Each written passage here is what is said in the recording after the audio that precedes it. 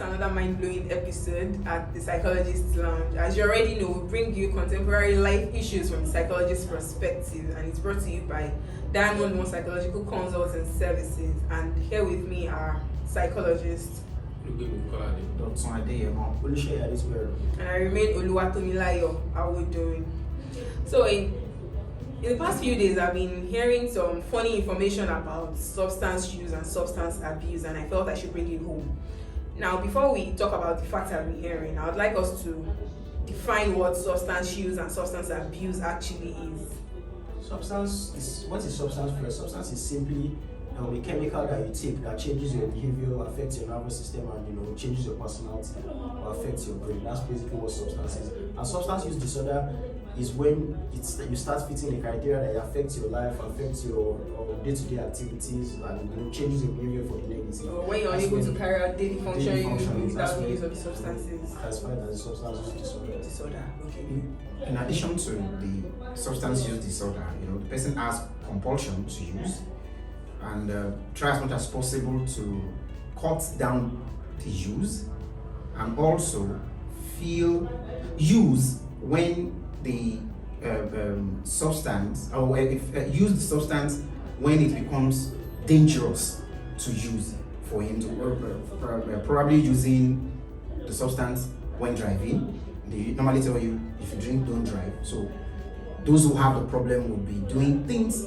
that are similar to that as well. So is there any other thing you'd like to? Well, another thing is that when we say someone has substance use disorder, one of the things also is that individuals do have they consistently increase the dose, the quantity of their use. Now, it's possible that a person uses just 1 milligram of anything before, but now has to use to 10 to have the desired effect that they were having at the beginning. Then it affects functioning, it affects occupational, it affects family and other things like that. That's where we say someone has a substance use disorder. Okay. Now let's go to the fact. To the information I got, I can't call it facts now. We would all establish if they are facts or not. Now, they said it doesn't hurt to use a substance just once. I mean, I could just use paracetamol for headache just once and move on. Well, it might not actually hurt to use once, but that's the beginning of the problem. So a person might just use one time. We won't say a one-time use is a problem. However, that is where every problem starts from. It's from a one-time use. So, and that's why for us we say that you need to run away from substance use, because a one-time use can actually be a lifetime use. Okay. Is it all substances? Because I heard that marijuana is actually a safer substance to use. So is it all substances that I can use once and then I might fall into the problem? Well, basically, most substances are relative. There are some substances that are more addictive than the other, and it also depends on the individual using it. Some people might just take alcohol and become addicted and alcohol ruins their life. So they might just try nicotine for the first time because they see somebody doing it and then they develop cancer or something like that. So it's very relative. So it's just safe to not, indulge in the first place. while it is important for us to emphasize the fact that we should keep ourselves clean all the time, it's also important for us to know that the use of any substance, the first time or any time, or the one you call safe or not safe, should be avoided at every time that we may say we want to use. So the myth about saying that a particular substance is safe should be avoided by everybody. No substance, like I said, is safe. Okay, but people also still believe that it's only street drugs that are actually addictive. It's only street drugs that are addictive. I mean, there are some other things that are safer that you can't get addicted. I mean, even prescribed medications could be addictive. All substances could be addictive as long as it fits the universal criteria for the addiction. So it's not only street or illegal drugs that can be addictive. Even the ones your doctor prescribes to you. Some people are addicted to painkillers and all those things. As long as you use it to a level to which it fits the criteria that's been discussed, it is a problem that needs professional intervention. So in all fairness, like he has said, many of the substances that are actually the addictive substances are actually prescription drugs that somebody has prescribed and somebody else starts to use, like the person that has happened. There are drugs that are used legitimately by some and are now used illegally by some other people. Even the painkillers, like he said, there was a time in this country that cough syrup became a problem. So that lets you understand that it's possible for it to be a prescription drug and becomes a legal drug. Okay, so it's also a common belief that substance abuse is a choice, and that if you're unable to stop using it, to stop the usage, that means you're not trying hard enough and you shouldn't need to go out to seek professional help for substance use. I mean, you should just try hard and you stop.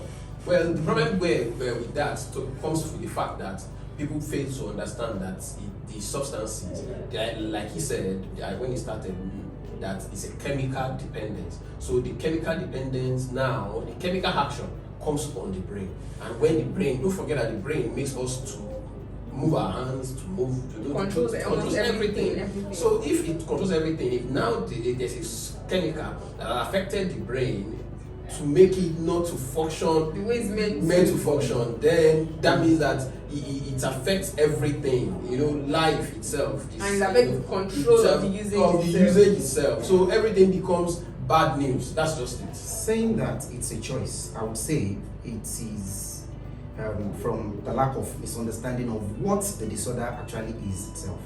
If you are saying that substance use disorder is a choice, can the person who says that also say that those who have cancer are having it as a matter of choice? No, it is not a choice. If you are looking at it from that angle, you are looking at it from the angle of stigmatization towards those who are having the problem as well. So it is an illness, and we should see it like an illness. And that's why we should see it to help those people. Help. That's what I want to drive at. If those who have it hear that it's a choice, you're making them to feel as if, yes, you are nailed forever. And making it to look as if there is no help out there for them. There are helps. Professional helps that people who have the problem can. But people actually believe that treatment doesn't work too.